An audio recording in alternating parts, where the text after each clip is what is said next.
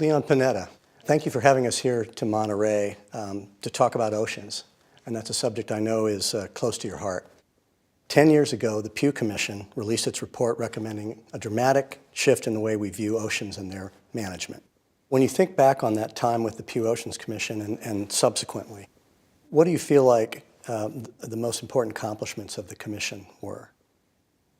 Well, it was a great commission. We had some very good members, representing both the environmental community, the fishing community, people who came from public service.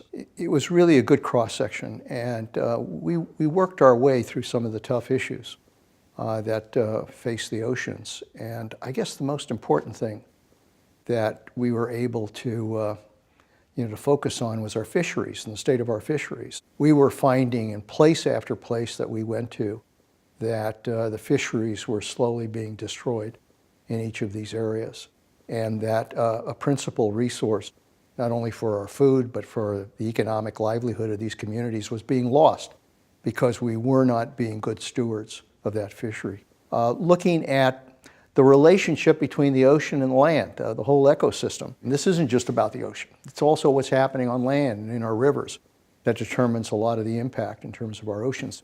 Developing, and recommending that we expand the marine reserves. Those reserves are incredibly important to the ability of the resource to be able to reestablish itself in these areas. And I guess just, lastly, developing kind of the importance of national ocean policy. That we've got a great treasure in our oceans, and that we have a responsibility to protect that treasure, not only for ourselves, but for our children. How do you feel the Commission changed our national conversation about the oceans? At the time we began the Pew Ocean Commission, that this country largely took our oceans for granted. And nobody really paid attention to what was happening to that great resource and the damage that was occurring. And I think we changed the conversation because I think people throughout this country now recognize that our oceans were in trouble.